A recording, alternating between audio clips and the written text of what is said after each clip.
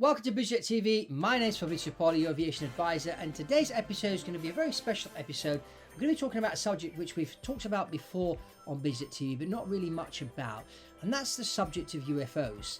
Now, you say, well, what are UFOs to do with private jets? Well, I did an interview a couple of years ago now about the TR-3B, which is this triangular flying object that's been seen around the world, and I interviewed this gentleman in America called Michael Schratt, who's an expert on this type of craft and also other similar types of unidentified flying objects. And the interview has had over 127,000 views and 547 comments. But the interesting thing is, number one, it's the top trending video on BizJet TV, and number two, out of the 547 comments, there's over about 40 people that are actually declaring that they've seen this object as recent as last week. So I thought, well, then obviously those people out there looking for a private jet are also interested in these unidentified flying objects. So today I've got a special treat for you. I've got Steve Mira, who I interviewed, and with Steve we're going to be talking about this UAP, as they call it now. They've rebranded the word UFOs, and they've explained why. And we'll go into what these objects are, where they're coming from, and just to let you know, we're not going to be talking about little green men. Interestingly enough, Steve's got his own take on this whole phenomenon. Steve's got a lot of experience, been investigating this type of phenomena for over 40 years, so he'll share his experience. During the intro you'll find out more about him, but I do encourage you to watch through the interview. It's very interesting. There'll be some footage that we'll show as well, and have a great conversation with Steve. Very enlightening on this subject. So let's get straight into it. Off we go. Welcome to BizJet TV. Those of you that know Steve, I'll just give you a brief intro. Steve is an incredible person. He's got a degree in electrical engineering and one in human behavioral psychology. He's a UFO investigator and paranormal activity expert. He works with the police on a number of cases. He's a producer at Zohar Entertainment Group of a number of shows. He's author of various books on paranormal activity. He's also the organizer of the Awakening Expo, which is going to be held this year in Blackpool in June. One of the main speakers is going to be Eric von Daniken. He's written lots of books on ancient aliens and that, very interesting. Steve's also the editor of Phenomena magazine. He's been in over 90 TV shows and series, both as hosting the shows and also being as a producer on the shows. He's also been in over 100 radio shows, and he's the producer of the recent documentary on Amazon Prime, which is Forbidden Knowledge, Lost Secrets of Egypt and the Ancients. So Steve, again, welcome to BizJet TV. Thank you. That's a great intro. Thank you very much. So Steve, now, people watching BizJet TV are into, private jets and that, which is why they watch the channel. But yeah, as we've spoken about, the TR-3B video that I did a couple of years ago, it's been a very, very popular video, over 100,000 views. But the interesting thing is that a lot of people have actually commented underneath the video that they've seen this thing, even recently as last week, and from all over the world. So it's very, very interesting. So I thought, well, maybe we do another interview on the subject of UFOs, or they have now rebranded the name to UAP. UAP. If you could maybe start off by explaining why the name has been changed from UFO to UAP, and I'll let you pick up. So it's a very clever maneuver, actually, by the US government to kind of throw us away from thinking about the past and the subject, because when they provided information to Congress, I was quite surprised when they listed how much they didn't know, and how much is going to have to do research to find out, more about the phenomena. Yeah. And it dawned on me that, well, you know what, this is nothing new to them.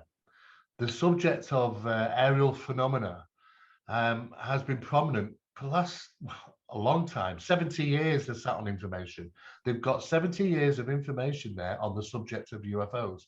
Yeah. What they've done is they've tried to create a reboot by reterming UAP. Now, I'm aware of the name UAP. It's mostly used in meteorological, departments and things. It's not can a you new explain term. what UAP stands for those? Yes, unexplained atmospheric phenomena. Yeah.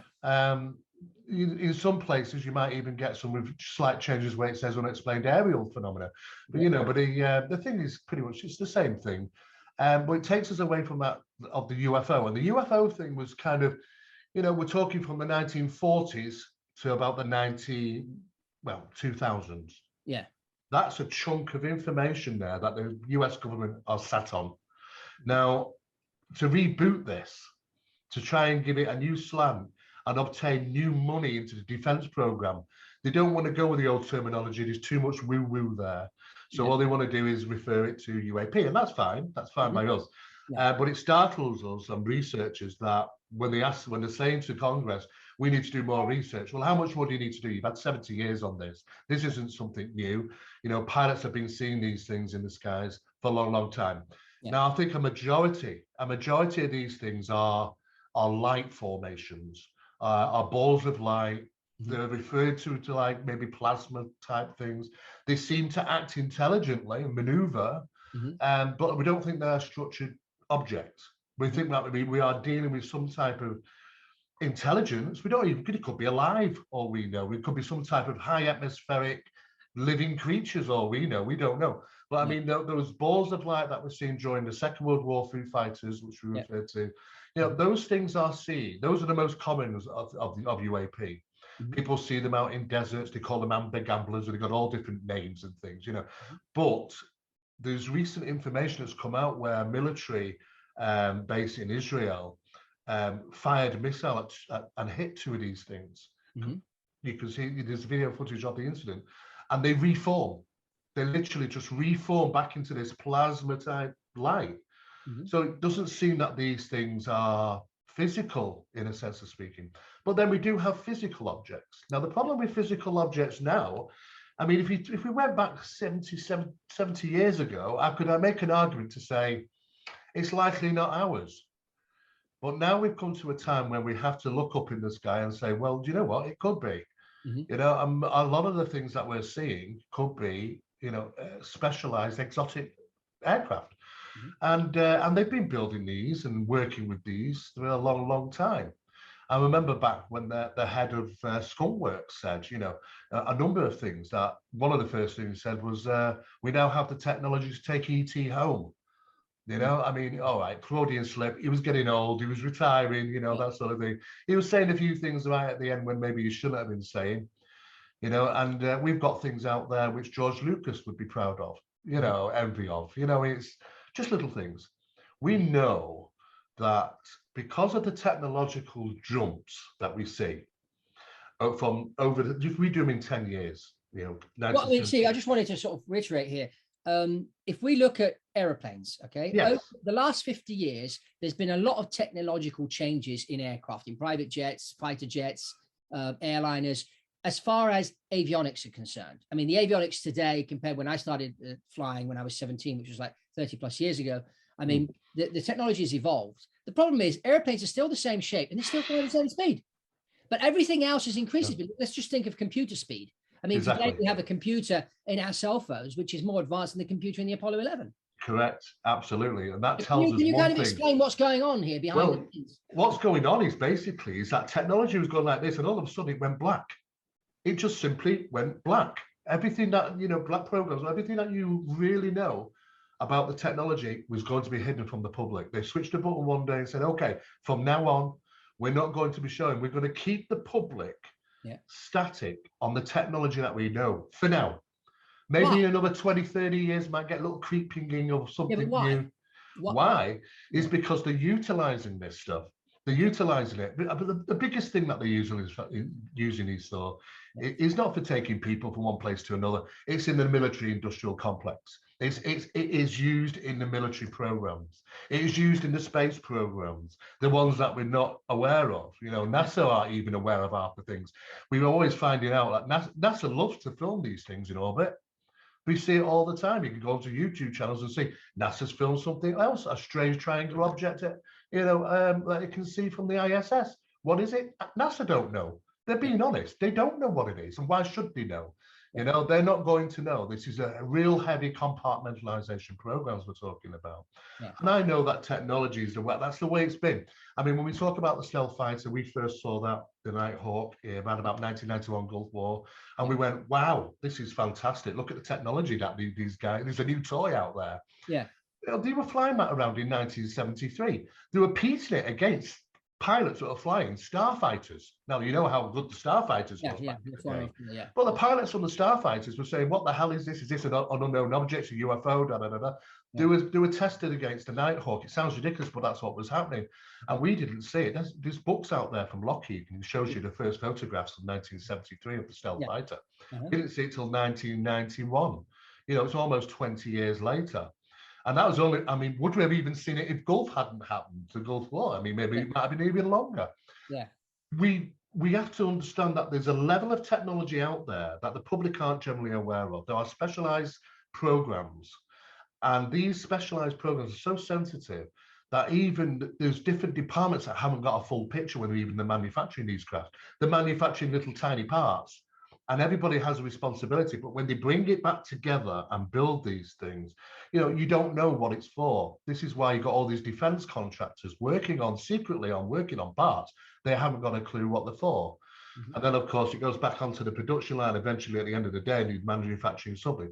I mean, we know that we've reached a capability in stealth technology. When the stealth bomber came out, for an example, it's a huge amount of secrecy. Of course, they messed up with the khaki paint on it, the khaki paint, you know, for radar and all that sort of thing. There were billions lost, but they managed to get that sorted. But we can all go to air shows and see the stealth bomber. You try and get near it, though. Not a chance. And that is because of the technology that's used in regarding its wings. Because many people will say that avid into aviation will say that the stealth bomber is quite significantly different than other aircraft its size and presumed weight. It has the capabilities of taking off on a runway. It's half the size it requires. How did he do that? Well, according to details of information, little bits that have come out over the years, is that they're pushing electromagnetic into the wings, this electrogravity, and it helps the aircraft reduce its weight slightly when taking off, which allows them to take off on shorter runways. Because the stealth bomber has got to be able to land in places around the country, around the world, on a strip which isn't as long enough like it should be. So they allow them to be able to land on these smaller bases. That's why it's designed to do so. The secrecy is in the technology, you see. So, of course, this is where we're up to now. And how old is that? I mean, you actually work out how old are the bombers and how old is the stealth fighter and what we got, what's preceded, what's coming next. It's already out there. You know, we've already got it. So you're saying then that a lot of these UAPs or UFOs, whatever you want to call them, they're actually not alien ships from some planet, the green man driving it. It's actually our own technology. Well, I've done a lot of extensive research and I've traveled around the world giving this information out. And basically what's happened, the Pentagon comes out, it's a wonderful scheme.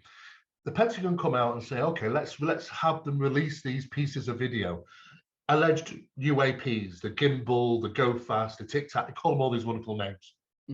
When you look at some of these pieces of technology, the first thing is, if you look at the tic tac, it has pitot tubes on it. Right? Now we know what pitot tubes are for. Why would somebody, and why would aliens, brothers, want to have pitot tubes on them? You know, they're completely manless. These are drones. We've been involved in a drone war since 2005.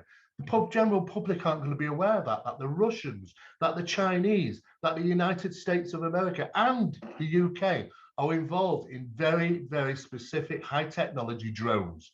They're completely manless, allowing them to pursue maneuvers, incredible maneuvers, which you can do without being pilots. They'd never do it if it was pilots in there. And of course, what did you do? Well, the best place to see these things is in a location where you're not likely to see them. And that's because you can't get there. You don't fly over it. You don't sail through it. And this is off the coast of America, Mexican border, out there in the ocean, where they do all the US military tests for the Navy. They're always out there. It's a no-fly zone. You can't do it. You can't get over. You can't sail through it. You absolutely no-go zone. It's more than 26 miles off the horizon. You can't see what's going on out there. But that is where the new Area 51, in a sense of speaking, is, because people used to be able to pull up to the gates at Area 51, get the binoculars out and start watching. They don't want that anymore. Area 51's old news, nothing goes on there really anymore. But when they're doing the test flying, this is the place where they do it. And they're test flying these things and they're pitching them against pilots. They're not telling the pilots, they want a real scenario. So the pilot thinks he's seeing some spaceship from another planet. Exactly. Okay. Exactly. Now, what they do is they've been doing this for quite some time.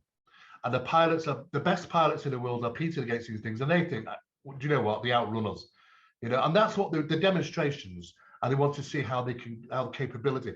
And not only that, they're trying to manufacture their technology on these ships, the Roosevelt, the Nimitz, to be able to have radar that can pick up these such fast moving objects, because other countries have got them, not just the US. I was going to ask that. I mean, is this other countries have got them? Okay, yeah. Right. So if we can detect ours and we can work with ours and find out how best is to obtain that data, it will apply to any other exotic ones out there which other countries have. So of course, what they do is they think to themselves, we'd love a load of money going into the defense program. Let's create a threat. Yeah. And there never has been a threat with a UFO program or UAP program. It never has been. We get lots of near misses. We get objects following aircraft. They're very nosy. That's how I can put it, really. The real phenomena, whatever it represents, are just about observing and monitoring. They're really interested in our aircraft, the civilian airports as well as military airports, anything of our technology. They're interested in. So occasionally they're going to come, pilots are going to see these things. However, when it comes to pushing money into the defense program, they generate a threat. All of a sudden, it's like, oh, well, we've got these UAPs and we can't control the skies. They could collide with us. They could do this. They could do that. There's a threat. If they generate enough threat, Congress will eventually cough up money to put it into the defense program. And we all know what the Americans are after. They're actually at this moment, and have been for the last so many years, 7 years, trying to weaponize space. Yeah. And of course, to do that, they've got to break the Space Treaty Act from the 1970s. And it's got to be warranted. There's got to be a threat, you see. And this is why Space Force comes in perfectly, which Trump talked about. That's been operable for a long, long time, Space Force. The first weapon satellite was launched in 1965. But they keep it hush hush. But now they've got to a point where they can't keep it hush hush anymore. It's because there's so many defense contractors involved and people talking It's got to be coming to the public realm. So they'll launch Space Force to cover up the last 30, 40 years they've already been doing this. And that's the whole idea, is that it needs a huge amount of defense money. Now, when they bring these out, they let the pilots, they say, look, pilots, you go and talk about it. You want to go and talk about it? You go and talk about it. You got to consider when they got back to the aircraft carriers, they were so surprised, these pilots, that literally within an hour, these guys turned up from the government to claim all the radar data. Who turns up an hour later? It was as if they already knew the planned operation. And if you check when these major incidents happen, when these pilots are reporting these UAP, it's at the time just after the installation of new radar equipment on the USS Nimitz and the Roosevelt. They're testing their equipment, they're testing their pilots' capabilities against these things. So they're definitely manufacturing things. Now, a lot of people come to me and say, look, we don't have obviously we can't have the technology to move something at such incredible speeds. And I said, well, if you do your homework, yes, we do. I mean, all you got to go back to is rocket genius David Adair. He said he was manufacturing fusion containment engines, rockets, that lifted off so fast you couldn't even see them. It took 12 and a half seconds to reach, the planes of Area 51, as a test. We know that they were traveling 14,000 miles per hour, those rockets. That was back in the mid 60s. That's then. Now we're saying, okay, what sort of technology do we have to be able to maneuver a vehicle around at such high velocities? Well, we can do if we create what is kind of a spatial bubble around them. Yeah, because basically G-force, isn't it? If you're going to put people on this thing, and this thing's doing 90-degree turns at, you can't put people on it. The person inside is going to be crushed. Absolutely, yeah. You have to take them out of the physics of what they used to be in, and they have to generate a space bubble around them. And what it does is you don't get those inertia effects then, you see. So this is kind of where the technologies are looking at. Now, I'm part of a number of think tanks, which are, the higher level ones, where we've got professors and doctors, Professor Hal Puthoff is part of this. Eric Davis is another one. These guys are already looking in and working in regarding those type of technologies. So we know what they don't say as much as they should do, because obviously they can't, but they're aware of technologies that are out there being utilized, not recently, but the last 10, 15 years. So Steve, when are we going to see this technology? Because obviously there's talk now about these new supersonic private jets. And a lot of people, when they call me up and they want to buy a plane, they're asking me when are we going to be able to go supersonic? I mean, I happened to be at Charles de Gaulle Airport the day Concorde crashed. I took off an hour before the crash. When I got back to Milan, because I was flying to Milan and they're doing a 328 jet, when I got back, they said, "Oh, did you know Concorde crashed at Charles de Gaulle?" Oh, wow. And then it was sad to see that project killed and flying again, because I mean, all us pilots, love the idea of potentially flying supersonic one day. It was an incredible jet. I mean, I think it first originated at Tupolev 144, and then it came to the Concorde. It had no problem for years, did it? It had no problem for years. Exactly. And the accident that happened wasn't Concorde's fault. It was debris on the runway. Exactly. So, and then they scrapped Concorde. There's probably some political reasons why they did that. But, when are we going to see this technology that you're talking about coming into? It's funny you say that, because I read articles that were released about 3 years ago about fuelless aircraft systems. What's that mean? Fuelless aircraft systems, that's telling you that you'll be looking at new type of technologies to be able to get from one place to another. Well, similar to what Nikola Tesla was working on. Very likely. I mean, there's a few different technologies, actually, a number of different scientists. It's like when people talk about anti-gravity, there are 19 different forms of anti-gravity. These basic ones you can do from your kitchen, to be honest with you. There are simple ways. There are lots of different variations, but achievable variations that can be done. And I'm sure they're using all of these different methods. The problem is that, the first thing it's going to go into is the defense contract. And if they think it warrants it, they'll keep it secret, because they don't want the other countries to know how far ahead they are in technology. If you start pushing the technology out into the civilian area first, makes sense. Then the secret's out. Then those patents are out, the details are out, and everybody's manufacturing them. They always want to be ahead. And I can understand about being ahead on the game, because that's what everybody's doing. It's a big chessboard game going on out there between Russia and China and the US. And these seem to be the three leading guys. And these are the ones that are dealing with these different types of technologies and manufacturing these drones. We've got documentation from the Middle East from 2005. And it stipulates that they were sending up their pilots, and these were pill-shaped drones, which they claimed on the documentation CIA. They said there were CIA drones monitoring our location and our military bases, and we can't do nothing about it, because when the pilots go up there, these things outmaneuver them so quickly. Now, they're not no stranger to the UFO phenomena. Israel and Arabia and all those places. They know, they've seen these things before, and they document them as so. But on these documents, it's classed as CIA drones, pill-shaped drones in 2005. I mean, if that's the case, then these things are being utilized for quite some time. And 2016 turns up, obviously, from the details from the Pentagon. So we've got some wonderful toys out there.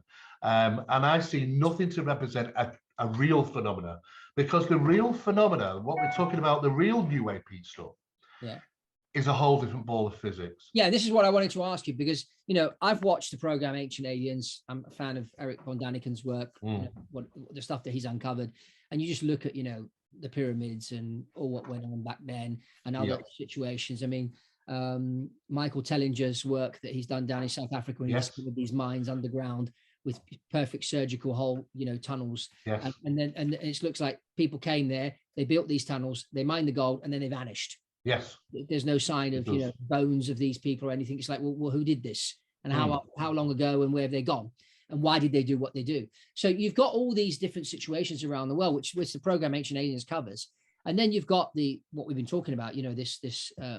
These UFOs flying around, that you're saying most of it is our technology. What about the aliens? I mean, are the aliens there?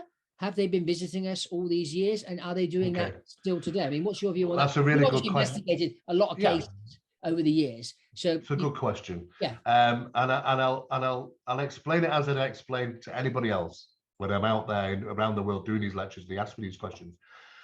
If you do the research, you'll find that the UFO phenomena, the true phenomena, Yeah. never ever came to us.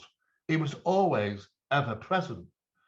The earliest we can go back to this phenomena is 70,000 years in Botswana. 70,000.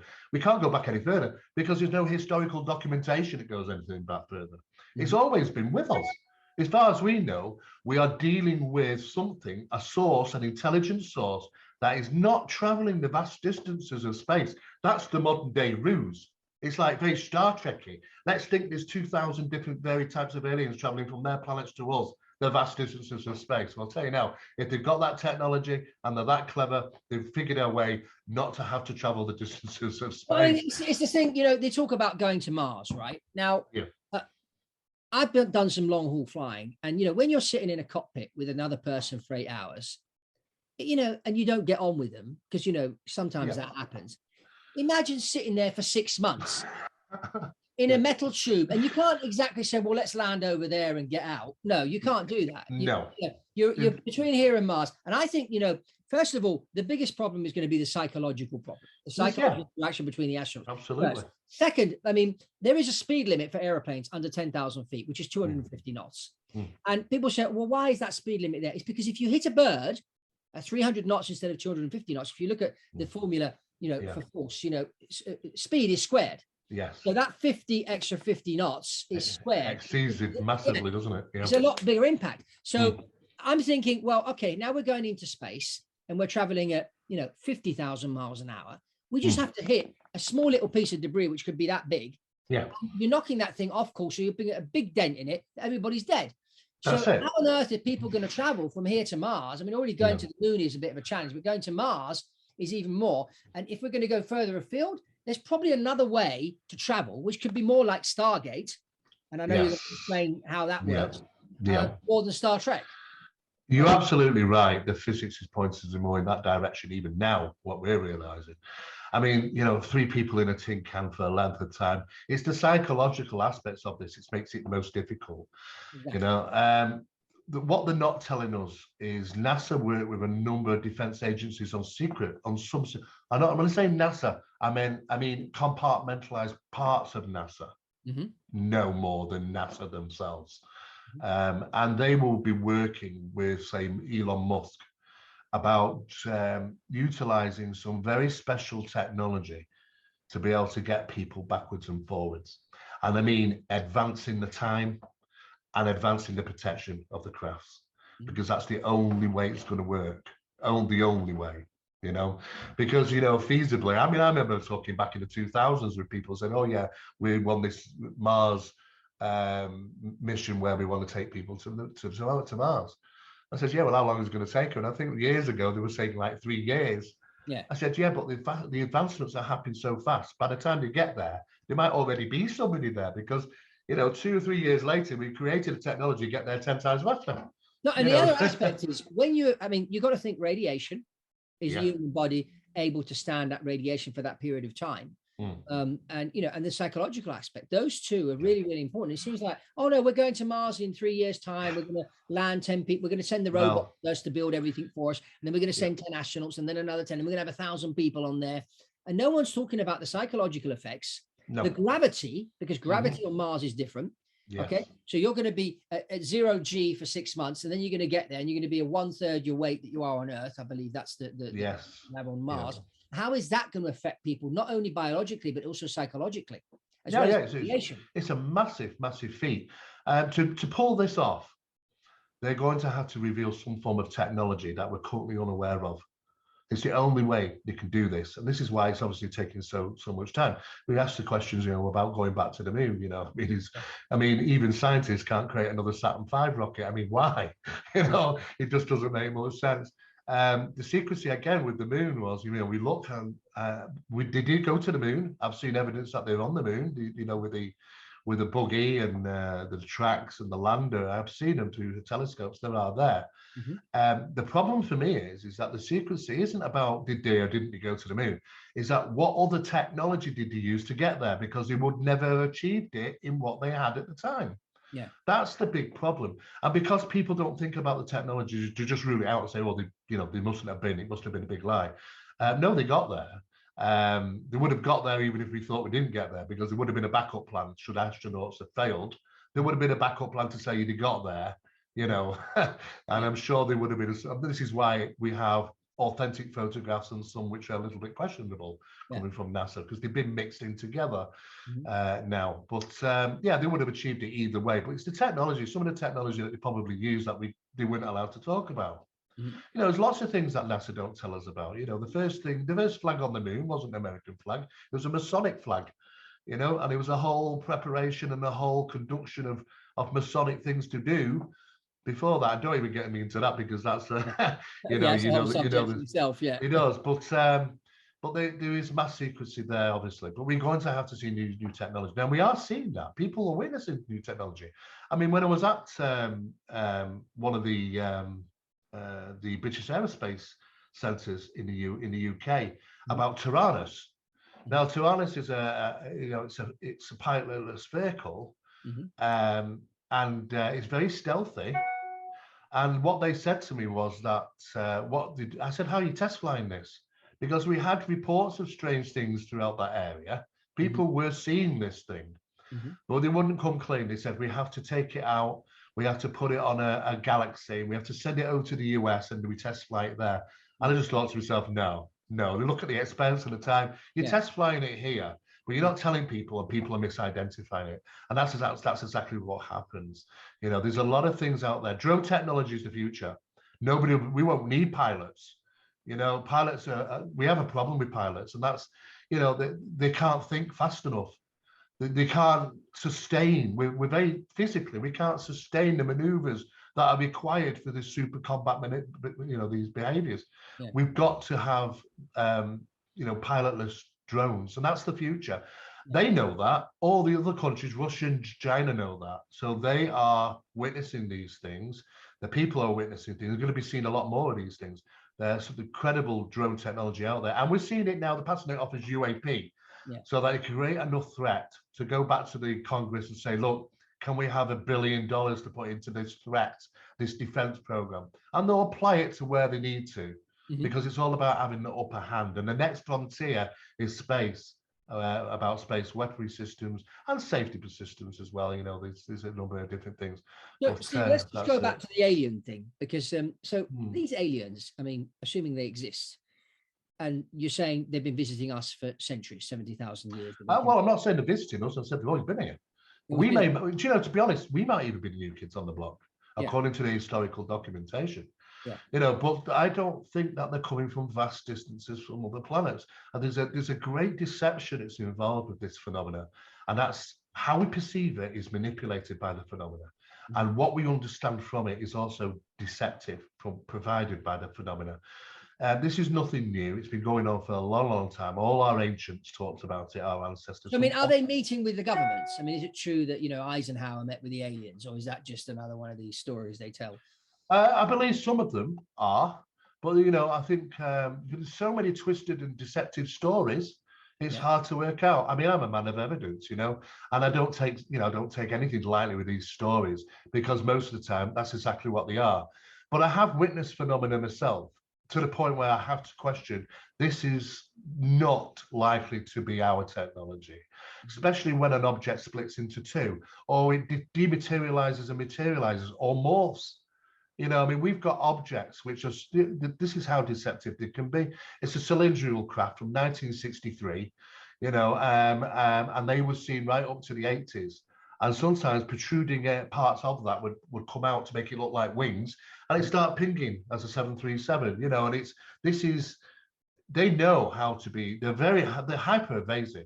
We can't deal with them because, pilots have been given the shoot down order. It's crazy, but on occasion they've been given a shoot down order.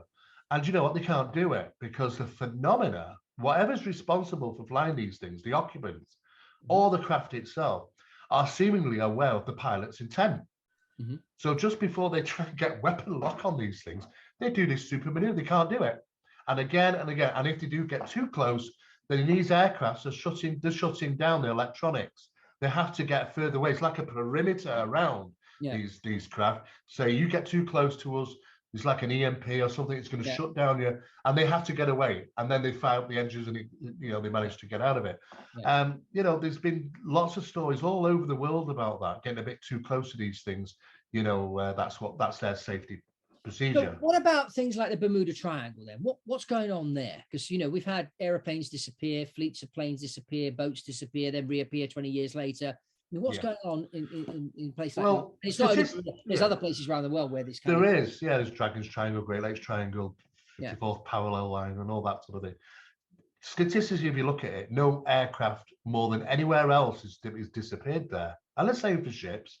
It's just that because we've emphasized on that location for so many years.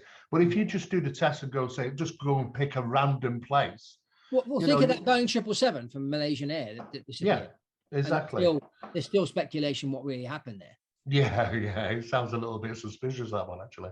But statistically speaking, there's nothing above normal that's happened there, because we know the environment. We know that there could be very unusual storms in that location. Mm-hmm. It's been noted that. On the opposite side, because there's there are some geomagnetic anomalies there, but they don't happen all the time. It's just we're living on a huge battery, the Earth. And if you look at the opposite end of the Bermuda Triangle, you've got another location that acts exactly the same. So you get these occasionally build-ups of energy released from the planet, and it causes havoc in geomagnetics. Any aircraft, ships around, the compasses are going to swing. They're going to become a little bit disorientated. Which directions? This is what happened, and it still continues to happen today. It's not that it's the UFOs and the aliens are taking these things.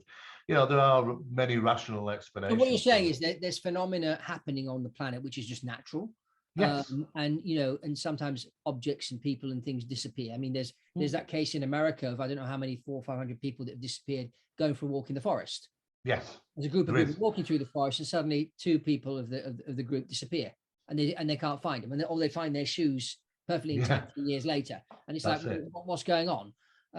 We see these situations happening around the world, and today because of the internet they get reported, and you start hearing about one over here, one over there, and then you start connecting the dots. It's just, so you're saying it's just natural phenomena that's happening that we haven't understood yet. There is some natural phenomena taking place, but I think also there is a phenomena which is utilizing those natural anomalies.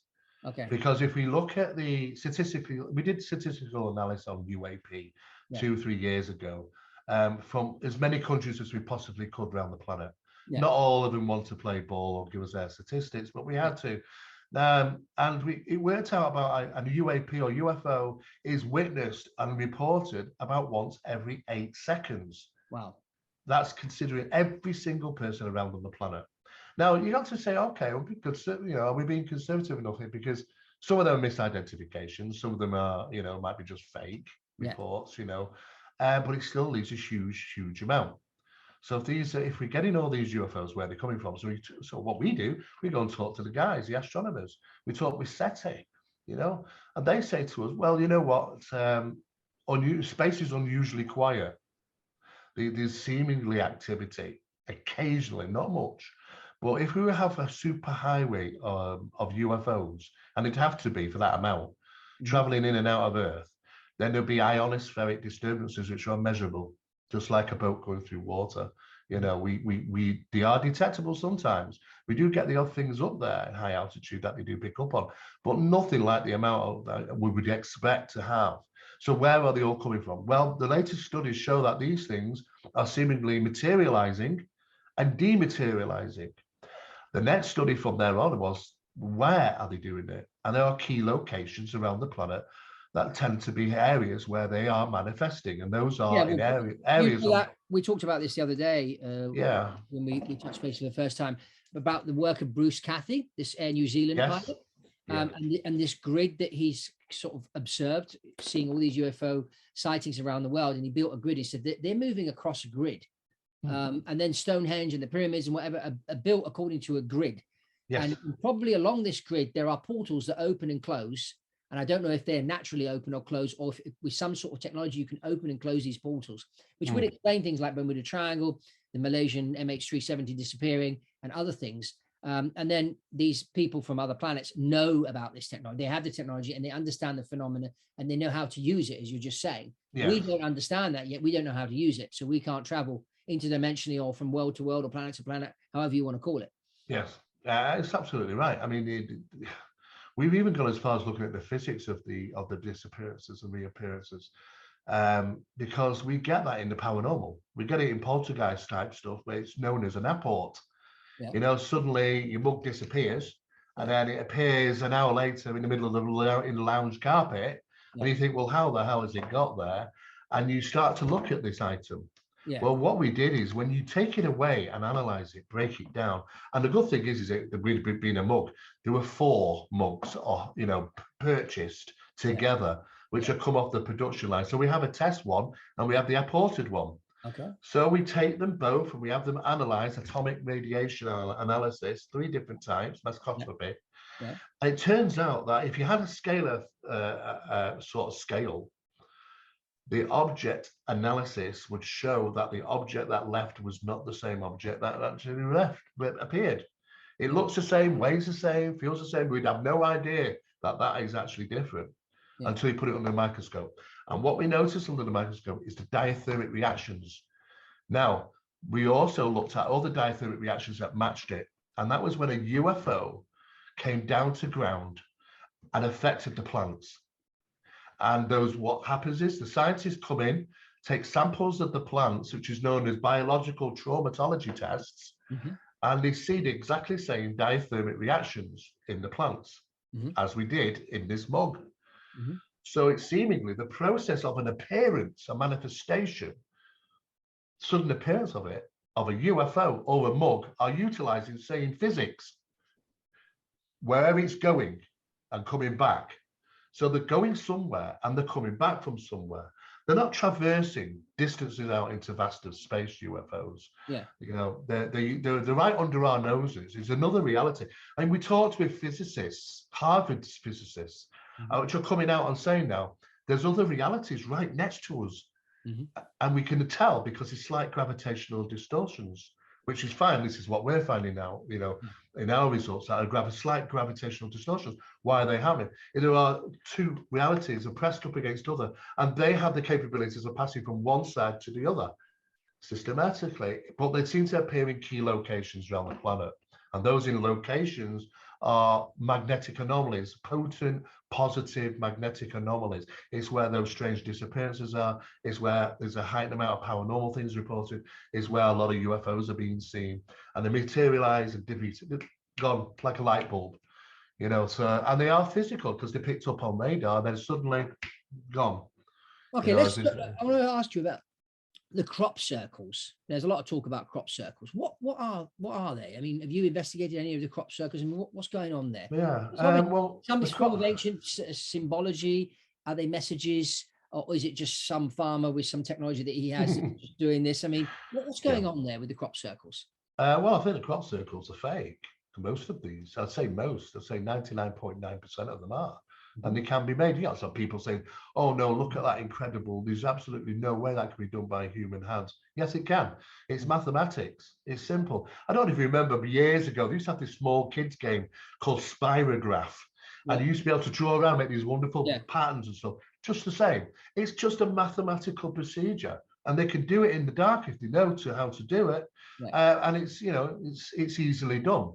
However, we are finding that some of these locations, after they've been made, act differently. And that's what's really strange. We have scientists going into a crop circle and getting these weird readings, as if it's been applied magnetics. Are you familiar with Adam's calendar down in South Africa? Yes, Adam's calendar, yeah. That kind of the technology which has been used there to pick up all these strange things in crop circles can happen on a genuine manufactured crop circle. It happened in August of 1996 in the UK. Mhm. You know, scientists said, okay, let's have a test. And we had guys go out there, make a fantastic crop circle. An hour later, they go in there with their equipment and they were going crazy. But it's just created by human hands. But I think we're learning something about the consciousness Mhm. and how it's put into the creation, and it leaves something which is an anomalous things to be picked up on equipment. They can't understand it. You know, we do get balls of light phenomena, the BOL, are usually about the size of a tennis ball and things. Yeah.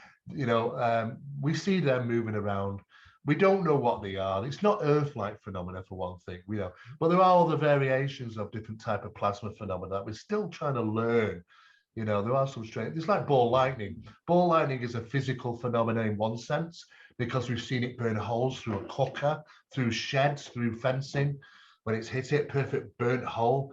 And then we see counts when people saw a ball of light moving down a plane, you know, where passengers were sat, and it moved out, and it went out as if the side of the window. Mhm. Yet nothing physical happened. Yet this was visualized by about maybe 14 or 15 different passengers.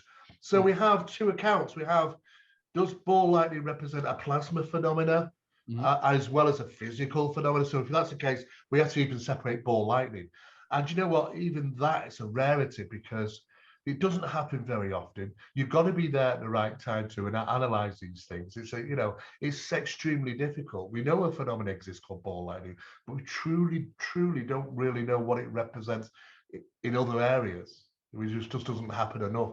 We're still learning about the stuff on Earth. Yeah. Is Well, the thing. so Steve, during your investigations, how have things changed over the years, and what's the new trend right now with these, Yeah. airborne, unidentified aerial phenomena, whatever you want to call it, UAP, UFO? Well, at the top levels, and this is what you're going to be seeing coming forward. Initially, you get people coming out talking about UFOs. Okay, we've had all that all the years. We know all the stories, all the incidents, you know. And now, come the 2000s, we've got all the UAP stuff coming out. Mhm.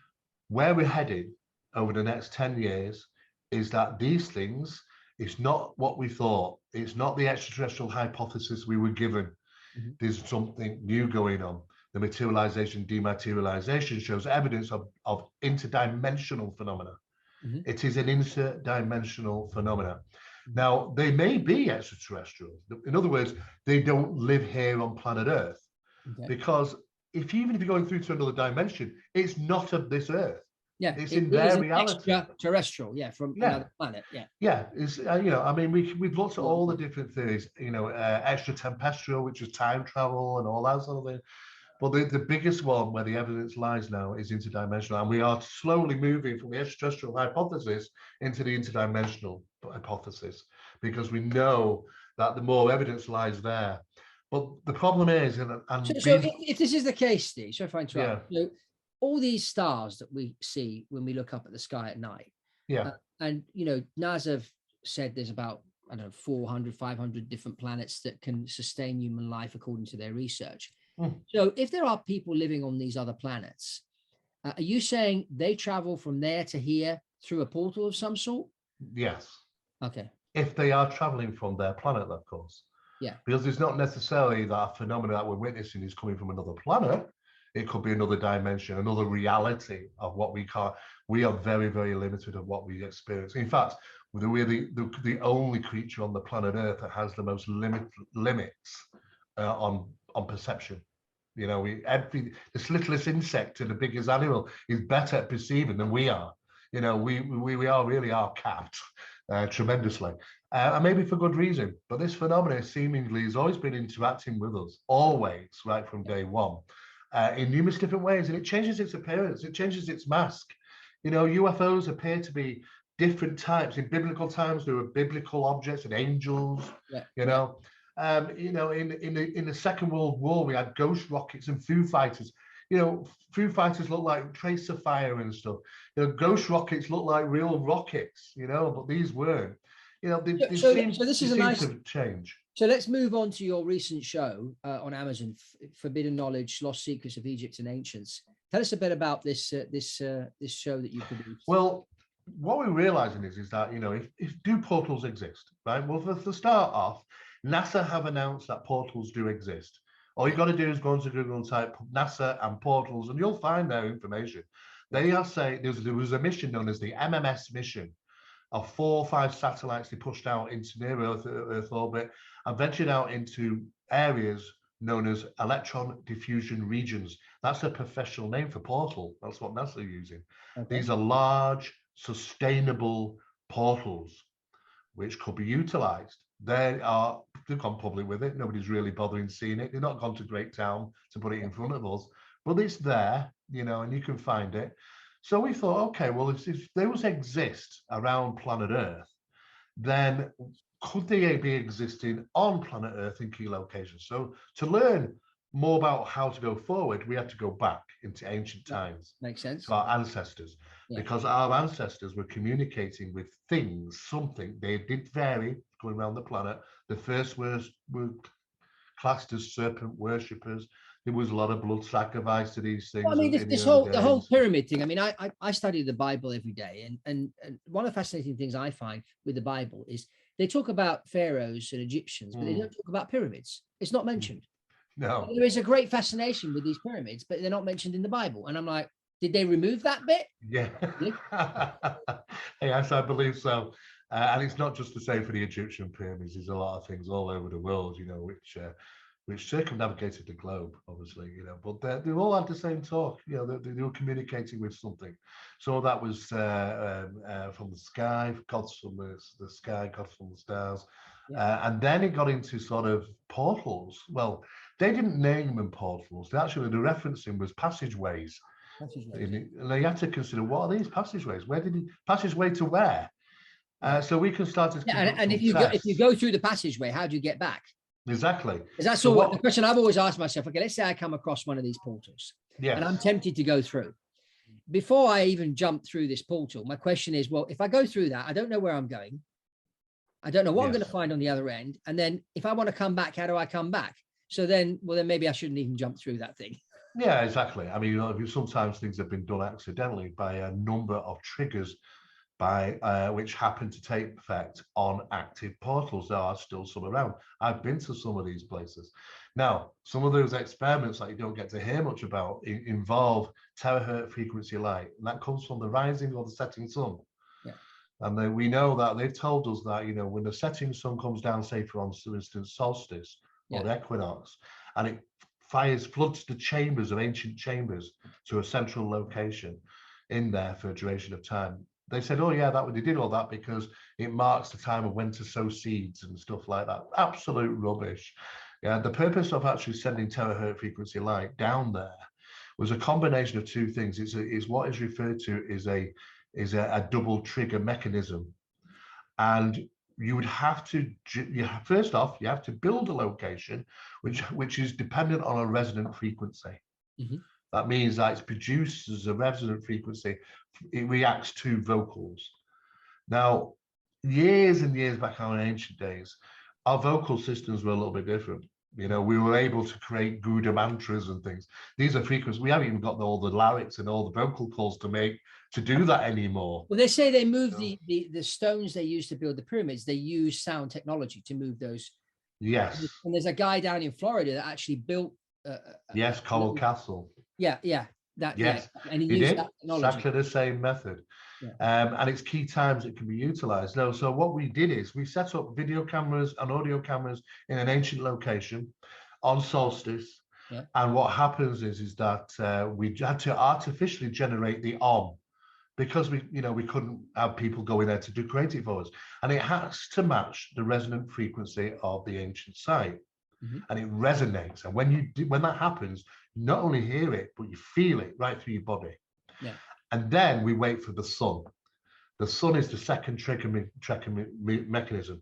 When that terahertz frequency light, and it is terahertz frequency because it's filtered out by the Earth's natural catenation, that what happens is that the sunlight passing to us filters out all the infrared, it becomes terahertz frequency.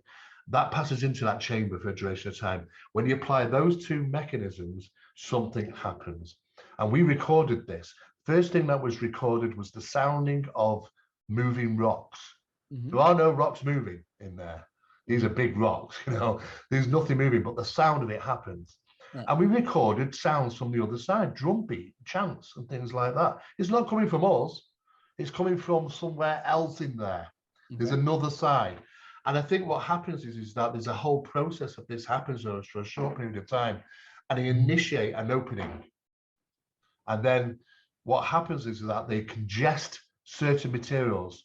For instance, if they ingest monatomic elements like powder, we know from the experiments 43% of it phases, completely disappears under terabit frequency light.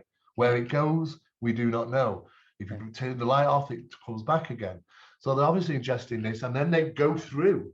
They're going through somewhere to somewhere else. And communications with these entities on the other side were taking place. But then years and years ago, quite a number of things didn't go right. And they ended up, a lot of our ancients around the world, destroying over 70% of these places they built. Sometimes it just didn't go well. They didn't like or what they were experiencing. Others are still very active. I've been to some, and they are still very active, some of these places. So we know that there are things, there's a physics that's involved here that's taken us from one reality to another at key times and key locations. And they knew where to build these places as well. Yeah. Specifically on these energy points of this grid that you were saying. The Bruce Cathy talks about in his exactly. book. Yeah. And those tie in with phenomena taking place. Aerial phenomena seem taking place over those locations. So they seemingly appear a lot in the sky, but a lot of people think this phenomenon is mostly skybound. It isn't, believe it or not. The phenomena has more connections geologically to the planet than in the sky. Of course. Yeah. People are slowly making that connection. So that's where we're heading to. We're going to start seeing these things manifesting and some new type of physics that's trying to involve the study of it. Where do we start? So Steve, in closing, you've got your conference coming up, the Awakening Expo in Blackpool in a few months' time. Tell us a bit about this conference and where people need to go to get a ticket and that. Oh, absolutely, yeah. The tickets are being sold on Ticket Quarter. Yeah. But you can I'll post the link below, so you find the link below to but you can just find it through Awakenings Expo. Yeah. We're holding it for the first time in Blackpool at their new convention. They've got a brand new convention centre there on June the 24th, 25th, and 26th. And what we wanted to do is something a little bit different than our main events that usually take place in Manchester. Is that we wanted to focus on some of the things where people don't get much information. And we wanted to really focus on some of the ancient mysteries, because those are really, they're there. People's, there's evidence of machine marks being used. Why is there big secrecy about it? Well, what people don't know is that there are pits throughout Egypt, which is just iron and steel dust. And that's what happens to machinery over that period of time. If you just leave a car engine out there for 5,000 years, there'll be nothing but dust. And we're finding the evidence that they had machinery. And they were doing big machinery, making major cuts and drilling holes and boring, let alone moving these things. And where did that technology come from is the big secret. That's the secret. And some of these governments know that, but they don't want to share that information. So we wanted to bring forward some of the big guys, Eric von Daniken, Giorgio Tsoukalos from the Ancient Aliens series. We've even actually wanted to touch something on the UFO side. So we brought over Richard Doty from the US. Now, Richard Doty was a special officer for the government, the US defense program there. And it was his job to debunk people who were saying they were having UFOs. He was paid to do it, it was his job. He was one of the kind of the Men in Black type guys that turn up, and he's going to be coming over because he's obviously retired now, but he's got some very interesting information. So he's going to be coming over and talking about that.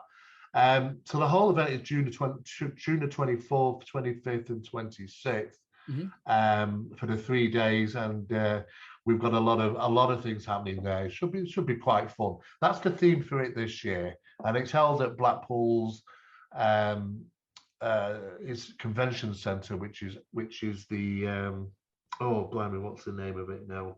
Winter Gardens area. Oh, we could go. Okay, it's a brand new event. Yeah. And we should be fun. We're looking forward to it. Yeah, good. So, Steve, thank you very much for being here on BizJet TV. Those who've been watching, a bit of a different episode today. Let's get the comments going below. If you haven't subscribed to BizJet TV, do so.